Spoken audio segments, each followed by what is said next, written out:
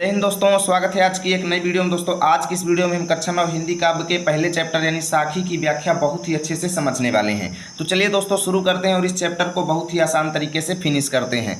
तो आप सभी के सामने पहला दोहा है दोस्तों। सतगुरु हमसू रीझ करी एक कहा प्रसंग, बरस्या बादल प्रेम का भीज गया सब अंग। ठीक है ना। तो यहाँ पे कबीरदास जी कहते हैं कि मेरे सच्चे गुरु ने हमसू मतलब मुझसे, रीझ करी मतलब प्रसन्न हो करके, एक माने एक कहा मतलब बताए, प्रसंग माने उपदेश, यानी मेरे सच्चे गुरु ने मुझसे प्रसन्न हो करके मुझको एक ऐसा उपदेश दिए जिससे हुआ क्या कि बरस्या बादल प्रेम का, जिससे बरस्या माने बरसने लगे, बादल माने बादल, प्रेम का मतलब ईश्वर प्रेम रूपी, यानी जिससे ईश्वर प्रेम रूपी बादल बरसने लगे और उससे भीज गया सब अंग, और उससे मेरा पूरा अंग जो था, मेरा पूरा शरीर जो था उस बरसात में भीज गया। अर्थात कहने का मतलब ये है कि मेरे गुरु ने मुझको एक ऐसा उपदेश दिए जिससे हुआ क्या कि मेरे अंदर भी ईश्वर के प्रति प्रेम उत्पन्न हो गया, यानी ईश्वर प्रेम रूपी बादल बरसने लगे जिससे मेरा पूरा संपूर्ण अंग भीग गया। अब अंग भीगने का मतलब यही है कि मेरे अंदर भी ईश्वर के प्रति प्रेम उत्पन्न हो गया। अब अगला देखिए, राम नाम के पट तरे देबे कौ कछुनाही, क्या ले गुरु संतोष ये हौस रही मनमाही। ठीक है ना। अब देखिए यहाँ पे कबीरदास जी कहते हैं कि मेरे गुरु ने मुझको राम नाम रूपी अनमोल खजाना दिया है, यानी उन्होंने जब मुझको राम नाम रूपी अनमोल खजाना दिया है तो उस राम नाम के पटतरे माने बदले में, उस राम नाम के बदले में देवे को मतलब देने के लिए मेरे पास कुछ नहीं है, यानी उस राम नाम के बदले मैं अपने गुरु को क्या दूं, मेरे पास कोई भी चीज़ नहीं है, यानी राम नाम के बराबर कोई भी ऐसी चीज़ नहीं है जिसको मैं अपने गुरु को दे सकूं। ठीक है ना। यानी कि राम नाम के बदले में मेरे पास गुरु जी को देने के लिए कुछ भी नहीं है, इसलिए मैं क्या ले का मतलब आप देंगे क्या दे करके, क्या ले का मतलब आप क्या लिखेंगे क्या दे करके, यानी मैं अपने गुरु माने गुरु को क्या दे करके संतोषीय माने संतोष प्राप्त करूं, संतोषीय मतलब संतोष प्राप्त करूं। ठीक है ना। अब संतोष प्राप्त करूं का मतलब ये है कि मैं भी अपने मन में कम से कम ये सोचूं कि हाँ यार, मेरे गुरु ने मुझको राम नाम रूपी खजाना दिया जिसके बदले मैंने अपने गुरु को ये चीज़ दे दिया, यानी कि परंतु कहते हैं कबीरदास जी कि मैं अपने गुरु को क्या दे करके संतोष प्राप्त करूं, यानी मैं कैसे संतुष्ट हूँ, क्या चीज़ उनको दूँ, ये हौस ये अभिलाषा जो है मेरे मन ही मन में रह जाती है, यानी मैं अपने गुरु को क्या दे करके संतोष प्राप्त करूँ, ये मेरे अंदर अभिलाषा बनी ही रह जाती है और मुझको कुछ समझ में नहीं आ रहा कि मैं क्या दूँ उनको। ठीक है ना।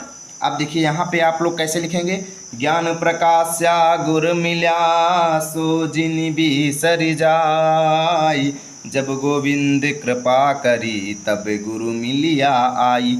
अब देखिए यहाँ पे कबीरदास जी कहते हैं कि ज्ञान प्रकाश्या गुरु मिल्या, कहते हैं कि जैसे ही मुझको गुरु मिले, गुरु मिला मतलब जैसे ही मुझको गुरु मिले तो मेरे अंदर ज्ञान प्रकाशित हो गया, यानी मेरे अंदर ज्ञान विकसित हो गया, गुरु के मिलते ही मेरे अंदर ज्ञान विकसित हो गया। सो माने इसलिए, जिन माने हमें, या कह लो इसलिए हमें, जिन माने बिल्कुल भी मत, बीसरी मतलब भूलना, जाई माने जाइए, यानी कबीरदास जी कहते हैं कि जब तुम्हें गुरु की प्राप्ति होती है तब तुम्हारे अंदर ज्ञान का प्रकाश आता है, इसलिए अपने गुरु को, ठीक है, अपने गुरु को जिन माने कभी भी, बीसरी जाई मतलब भूलिएगा मत, जिन माने कभी भी मत। ठीक है ना। जिन का मतलब आप लोग क्या लिखेंगे, कभी भी मत, बीसरी माने भूलना, जाई माने जाइएगा, यानी कि गुरु के मिलने से ही आपके अंदर ज्ञान आता है, इसलिए कभी भी गुरु को मत भूलिएगा। ठीक है ना। क्योंकि जब गोविंद कृपा करी तब गुरु मिलिया आई, क्योंकि जब भगवान आपके ऊपर दया करते हैं, गोविंद माने भगवान, यानी जब भगवान आपके ऊपर कृपा करते हैं, दया करते हैं, तभी आपको गुरु की प्राप्ति होती है, तभी गुरु आपको मिलते हैं। तब गुरु मिलिया आई मतलब तभी आपको गुरु मिलते हैं। कब मिलते हैं, जब भगवान आपके ऊपर दया करते हैं। फिर से एक बार देखना, कहते हैं कि गुरु के मिलने से आपके अंदर ज्ञान प्रकाशित होता है। ठीक है। इसलिए अपने गुरु को कभी भी भूलना मत, क्योंकि जब भगवान आपके ऊपर कृपा करते हैं तभी आपको गुरु की प्राप्ति होती है। ओके। अगला देखिए, माया दीपक नर पतंग भ्रमी भ्रमी वै पड़ंत, कहें कबीर गुरु ज्ञान थे एक आधे उबरंत। समझिएगा, यहाँ पे कबीरदास जी कहते हैं कि ये माया दीपक नर पतंग, कबीरदास जी कहते हैं कि ये संसार में जितनी माया है ना, माया दीपक के समान है। ये संसार जो है एक माया रूपी दीपक के समान है। जैसे माया के चक्कर में, मोह माया के चक्कर में व्यक्ति पड़ा रहता है। आप लोग देखे होंगे जब कहीं पे रात में लाइट जलती है ना, तो उसके चारों तरफ तमाम तरीके के पतंगे जो हैं, जीव जंतु आकर के उड़ने लगते हैं, ठीक है। और अंततः होता क्या है कि वो जीव जंतु वहीं पे मर जाते हैं, परंतु उनको वो लाइट हासिल नहीं होती। वही चीज़ यहाँ पे कहा गया है कि ये संसार जो है माया रूपी दीपक के समान है, और इसमें मनुष्य जो है पतंगे के समान है। जैसे पतंगा घूमता रहता है दीपक के मोह में ना, वैसे यहाँ का व्यक्ति जो है ना, भ्रमी मतलब भ्रमित हो करके इवं पड़ंत माने इसी में पड़ा रहता है। किस में पड़ा रहता है? मोह माया में पड़ा रहता है। जिससे मनुष्य जो है भ्रमित हो करके मोह माया में पड़ा रहता है। और कहाँ है कबीर? कबीरदास जी कहते हैं कि गुरु ज्ञान थैं। गुरु ज्ञान थैं का मतलब ये हुआ कि गुरु के ज्ञान की वजह से, कबीरदास जी कहते हैं कि गुरु के ज्ञान की वजह से एक आध यानी इक्का दुक्का ही ऐसे व्यक्ति हैं जो उबरंत माने उबर जाते हैं, यानी जो हमेशा के लिए अमर हो जाते हैं, जो कभी मरते नहीं हैं, जो इस संसार रूपी सागर से पार हो जाते हैं। यानी गुरु के कृपा से ही एक आध ऐसे व्यक्ति हैं जो इस संसार रूपी सागर से उबर जाते हैं, ठीक है ना। ये संसार जो है माया रूपी दीपक के समान है, मनुष्य पतंगे के समान है जो भ्रमित हो करके इसी में पड़ा रहता है, मोह माया में पड़ा रहता है। कबीरदास जी कहते हैं कि गुरु के ज्ञान की वजह से एक आध ही ऐसे व्यक्ति हैं जो उबर सकते हैं, जो इस माया रूपी संसार से बच सकते हैं, ठीक है। अब अगला देखिए, जब मैं था तब गुरु नहीं, अब गुरु हैं हम नाही, प्रेम गली अति साकरी तामे दो न समाही। अब कबीरदास जी कहते हैं कि जब तक मेरे अंदर मैं था, मैं का मतलब होता है दोस्तों घमंड, मैं का मतलब क्या होता है? अहंकार या घमंड। कबीरदास जी कहते हैं कि जब तक मेरे अंदर घमंड था तब गुरु नहीं, तब तक मुझे गुरु की प्राप्ति नहीं हुई। यानी जब तक मेरे अंदर घमंड था तब तक मुझे गुरु की प्राप्ति नहीं हुई, और अब गुरु हैं हम नहीं। और जैसे ही मुझे गुरु की प्राप्ति हुई, जैसे मुझे गुरु मिले, तो वैसे ही मेरे अंदर हम की भावना जो थी, घमंड की भावना जो थी, वो नहीं है। यानी गुरु के प्राप्ति होते ही घमंड मेरे अंदर से निकल गया। यानी जब तक मेरे अंदर घमंड था तब तक मुझे गुरु की प्राप्ति नहीं हुई, और जैसे ही मुझे गुरु की प्राप्ति हुई तो मेरे अंदर अब घमंड नहीं रह गया। तो कबीरदास जी कहते हैं कि ये ईश्वर प्रेम रूपी गली जो है, ईश्वर प्रेम रूपी गली जो है ये अत्यंत सकरी है, यानी बहुत पतला रास्ता है। ईश्वर प्रेम रूपी गली जो है ये अत्यंत पतला है, इसमें दो न समाही, यानी इसमें दो हो करके नहीं चला जा सकता। यानी अगर इसमें मैं और तू की भावना रहेगी, यानी अगर आप ईश्वर को और स्वयं को अलग अलग समझते रहोगे तो इसमें आप ईश्वर को प्राप्त नहीं कर पाओगे, ठीक है ना। इसलिए आपको घमंड नहीं रखना है, घमंड अपने अंदर से निकाल देना है, तभी आप ईश्वर को प्राप्त कर पाओगे, ठीक है। क्योंकि प्रेम, ईश्वर प्रेम रूपी गली जो है अत्यंत सकरा है, इसमें दो हो करके नहीं चला जा सकता। या तो आप स्वयं जाएंगे या फिर आपका अहंकार ही जाएगा, एक न एक को अलग होना ही पड़ेगा। अब अगला देखिए, भगति भजन हरि नाव है, दूजा दुख अपार, मनसा बाचा कर्मना कबीर सुमिरन सार। अब देखिए कबीरदास जी कहते हैं कि भगति भजन, हरि, हरि माने भगवान की, यानी भगवान की भक्ति और भजन, भगवान की भक्ति और भजन एक नाव के समान है। नाव तो आप लोग जानते ही हैं, जिसके सहारे गंगा यमुना किसी भी नदी को पार किया जा सकता है, बाढ़ आने पर काम आती है नाव, ठीक है ना। यानी कि गलियों से आर पार करने के लिए जहाँ पे पुल नहीं होता। तो ये चीज़ है यहाँ पे कि ईश्वर की भक्ति जो है ना, ईश्वर की भक्ति और भजन एक नाव के समान उपयोगी है।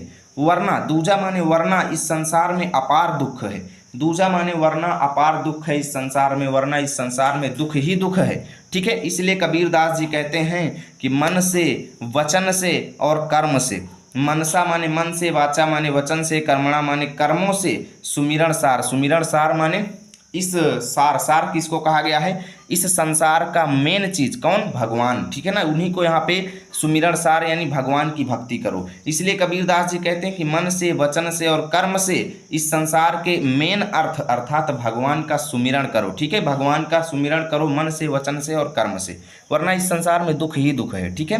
क्योंकि भक्ति और भजन के द्वारा ही आप इस संसार रूपी सागर से पार हो सकते हैं, वरना आप भी यहीं पे डूब के मर जाएंगे। अब देखिए अगला, कबीर चित्त चमंकियाँ चहुदिस लागी लाई, हरि सुमिरन हाथों घड़ा बेगे लेहु बुझाई।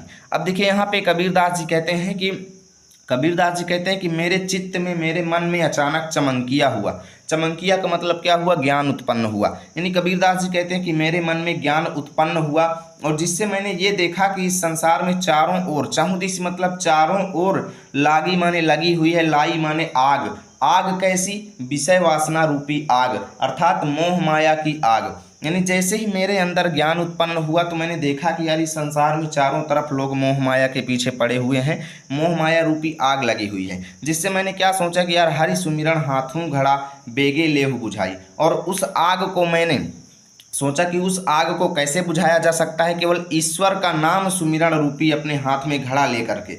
हाथों घड़ा यानी कि हरि सुमिरन अर्थात ईश्वर का नाम स्मरण रूपी हाथों में घड़ा लेकर के ही बेगे माने शीघ्रता से, लेहू माने लिया जा सकता है, बुझाई माने बुझा। यानी उस विषय वासना रूपी आग को कैसे बुझाया जा सकता है, केवल भगवान का नाम सुमिरण करके, हरि सुमिरण रूपी घड़े से केवल उस विषय वासना की आग को समाप्त किया जा सकता है। अन्यथा आपके अंदर भी वो आग लग जाएगी और आप भी तहस नहस हो जाएंगे। इसलिए कबीरदास जी कहते हैं कि मेरे अंदर ज्ञान उत्पन्न हुआ, मैंने देखा चारों तरफ विषय वासना रूपी आग लगी हुई है, जिससे मैंने हरि सुमिरण रूपी घड़ा हाथ में लेकर के शीघ्रता पूर्वक उस आग को बुझा लिया, अर्थात विषय वासना से दूर हो गया। अब देखिए अगला, अंसणियाँ झाई पड़ी पंथ निहारी निहारी, जी भड़िया छाला पड़या राम पुकारी पुकारी। अब कबीरदास जी कहते हैं कि अंसणियाँ मतलब आंखों में झाइयाँ पड़ गई हैं, आंखों में झाइयाँ पड़ गई हैं, पंथ माने रास्ता, निहारी निहारी माने देखते देखते, यानी रास्ता देखते देखते भगवान को भगवान की राह देखते देखते एक भक्त की आंखों में झाइयाँ पड़ गई हैं। एक भक्त जो है भगवान की भक्ति कर रही है और उसकी आंखों में झाइयाँ पड़ गई भगवान का रास्ता देखते देखते, उसके जीभ में छाला पड़ गए भगवान राम का नाम पुकारते पुकारते। अब यानी कबीरदास जी कहना ये चाहते हैं कि अगर आप दिखावा करके भक्ति करेंगे ना तो आपको ईश्वर की प्राप्ति नहीं होगी। आपको अगर ईश्वर को प्राप्त करना है तो दिखावा नहीं करना है, सच्चे मन से आप ईश्वर की भक्ति कीजिए, आपको ईश्वर प्राप्त होंगे। ऐसे दिखावा करने से, नाम पुकारने से और ज़्यादा कुछ करने से होने वाला कुछ नहीं है। आपको ईश्वर की भक्ति अच्छे तरीके से करना पड़ेगा, सच्चे लगन से करेंगे तो आपको ईश्वर की प्राप्ति जरूर होगी। अब देखिए अगला, झूठे सुख को सुख कहें मानत है मनमोद, जगत चबैना काल का कछु मुख में कछु गोद। यानी कबीरदास जी कहते हैं कि आज का मनुष्य इतना मूर्ख हो गया है, आज का मनुष्य इतना मूर्ख हो गया है कि इस संसार में उपस्थित सभी सुख सुविधाओं को, घर मकान दौलत जायदाद इत्यादि को झूठा सुख है, जबकि ये झूठा सुख है, एक न एक दिन ये यहीं पे पड़ा रह जाएगा और व्यक्ति नष्ट हो जाएगा। तो कबीरदास जी कहते हैं कि आज का मनुष्य जो है अपने जीवन में प्राप्त झूठे सुख को वास्तविक सुख मानता है, सुख कहता है, और मानत है मनमोद, और मन में बहुत ही ज़्यादा मानत है माने मानता है, मनमोद माने प्रसन्नता, और मन ही मन बहुत खुशी होता है इस सुख को प्राप्त करके, झूठे सुख को। जब कोई व्यक्ति अच्छा मकान प्राप्त कर लिया, अच्छी सुख सुविधाएं प्राप्त कर लिया तो बहुत ज़्यादा खुशी होता है, एटीट्यूड दिखाता है ना। यानी आज का मनुष्य झूठे सुख को सुख कहता है और उसको प्राप्त करके मन ही मन बहुत प्रसन्न होता है। और कबीरदास जी कहते हैं जबकि उसे ये नहीं पता कि ये संसार जो है, जगत जो है, ये संसार जो है काल का अर्थात मृत्यु के चबाने के समान है, मृत्यु के चबाने के समान है। कछु मुख में, जो कुछ उसके मुंह में जा चुका है और कुछ उसके गोद में पड़ा हुआ है, अर्थात कुछ समय बाद उसको भी खा लेगा। जब कोई व्यक्ति चबाना चबाता है तो कुछ खाता जाता है, कुछ गोद में लिए रहता है, यानी थोड़ी देर बाद उसको भी खा लेता है। तो वही चीज़ यहाँ पे कहा गया है कि ये संसार जो है काल के चबाने के समान है, जो कुछ उसके मुंह में जा चुका है और कुछ खाने के लिए उसके गोद में पड़ा हुआ है, ठीक है। और ऐसे ही व्यक्ति नश्वर है। अब देखिए अगला, जब मैं था तब हरि नहीं, अब हरि है मैं नाही, सब अंधियारा मिट गया जब दीपक देखा माही। कबीरदास जी कहते हैं कि जब तक मेरे अंदर मैं था अर्थात अहंकार था, घमंड था, तब तक मुझे भगवान की प्राप्ति नहीं हुई। तब हरि नाही मतलब तब तक मुझे ईश्वर की प्राप्ति नहीं हुई, और जब मुझे ईश्वर की प्राप्ति हो गई, अब हरि हैं, यानी जब मुझे ईश्वर की प्राप्ति हो गई तो मैं नाही, मैं का मतलब घमंड नहीं, यानी जैसे ही मुझको ईश्वर की प्राप्ति हुई तो मेरे अंदर से घमंड जो है वो भी दूर हो गया। यानी कि जब तक मेरे अंदर घमंड था तब तक मुझे ईश्वर की प्राप्ति नहीं हुई, और जैसे ही मुझे ईश्वर की प्राप्ति हुई तो मेरे अंदर से सारा घमंड जो है वो दूर हो गया, ठीक है।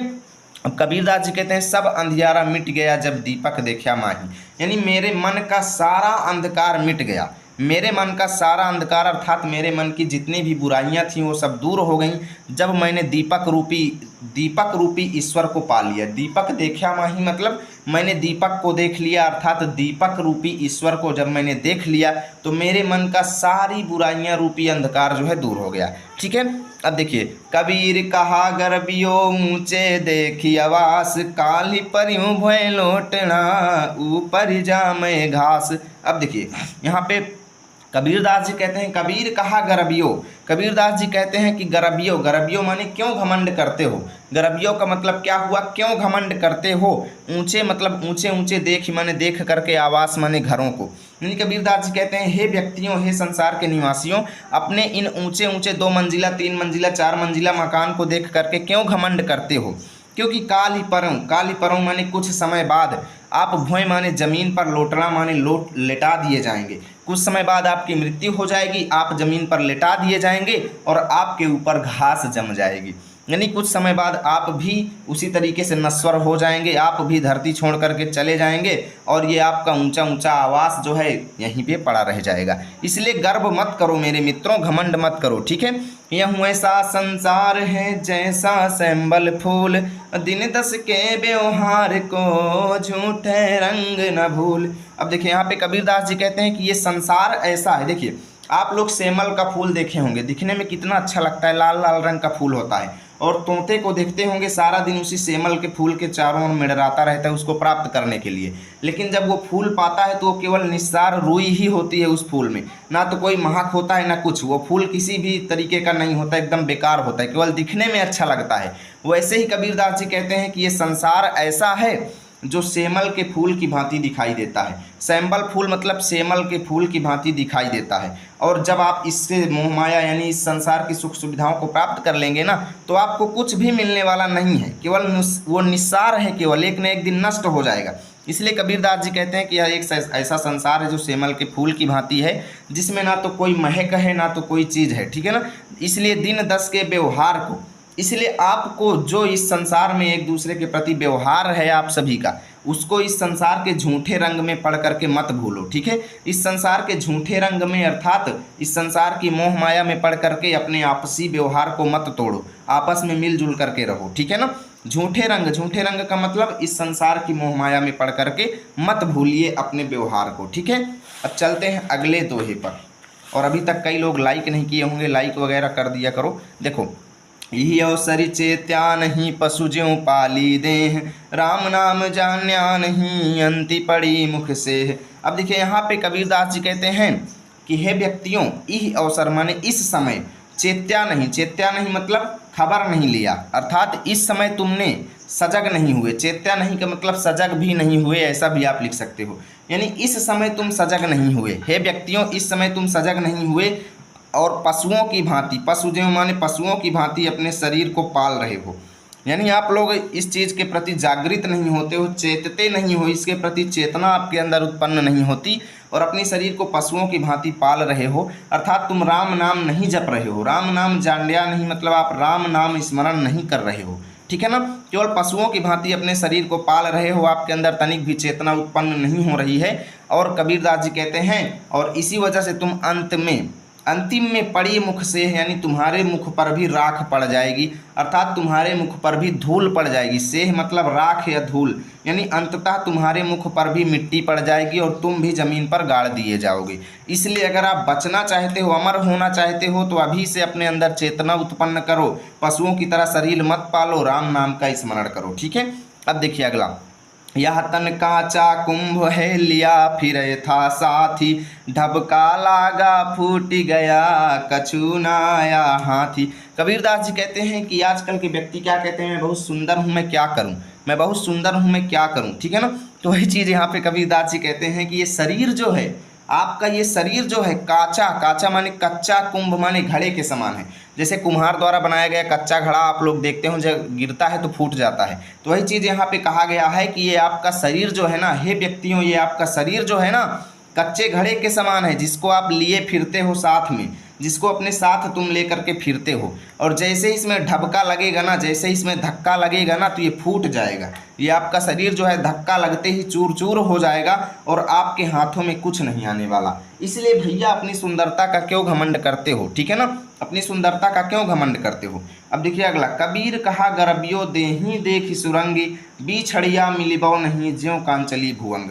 कबीरदास जी कहते हैं कि कबीर कहते हैं कि गरबियो क्यों घमंड करते हो। गरबियों का मतलब क्यों घमंड करते हो। कबीरदास जी कहते हैं कि हे सुंदर लोगों क्यों घमंड करते हो। देही मतलब अपने शरीर को, देखी मतलब देख करके, सुरंग मतलब अच्छे रंग की, अर्थात गोरे रंग की, सुडौल शरीर को, कबीरदास जी कहते हैं कि हे व्यक्तियों, अपने इस सुडौल शरीर को देख करके क्यों गर्व करते हो, क्यों अभिमान करते हो, क्यों घमंड करते हो, क्योंकि ये शरीर एक दिन आपसे उसी तरीके से बिछड़ जाएगी। बिछड़िया मतलब बिछड़ करके मिलिबो नहीं, दोबारा नहीं मिलेगी। एक दिन आपका ये शरीर उसी तरीके से बिछड़ जाएगा। जीव माने जैसे कांचली भुवंग, भुवंग माने सांप से उसकी केंचुल, कांचली माने केंचुल, जैसे सांप से उसकी केंचुल अलग हो जाती है फिर उसे दोबारा नहीं मिलती है ना। केंचुल आप लोग जानते होंगे सांप की, यानी जैसे सांप की केंचुल उससे अलग होने के बाद उसे दोबारा नहीं मिलती, वैसे ही एक दिन आपका शरीर भी आपसे अलग हो जाएगा और दोबारा मिलेगा नहीं। उम्मीद करता हूँ वीडियो अच्छी लगी होगी। प्लीज़ वीडियो को लाइक करना, दोस्तों के पास शेयर करना। मिलेंगे आप सभी के साथ अगली वीडियो में, तब तक के लिए जय हिंद, जय भारत।